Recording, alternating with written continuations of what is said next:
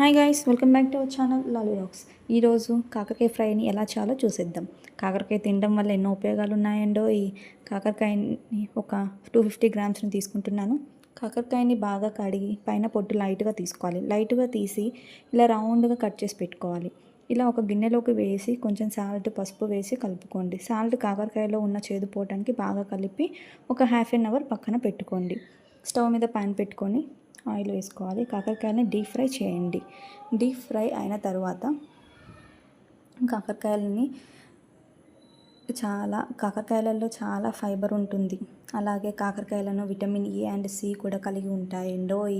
ఇది అందరూ తెలుసుకోవాల్సిన విషయం.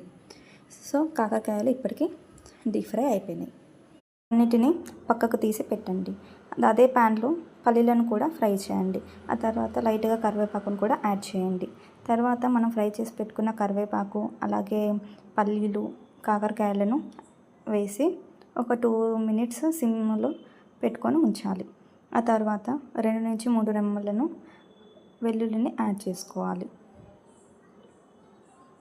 యాడ్ చేసిన తర్వాత లైట్గా సాల్ట్, అలాగే పసుపు, అలాగే కొంచెం కారం కూడా అందులో యాడ్ చేసుకోవాలి.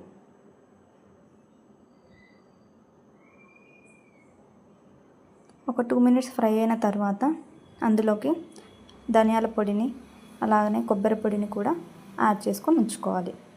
ఇలానండి సింపుల్గా అండ్ టేస్టీగా కాకరకాయ ఫ్రైని చేసుకోవచ్చు. మీకు కానీ నచ్చినట్లయితే please do like, share and subscribe guys.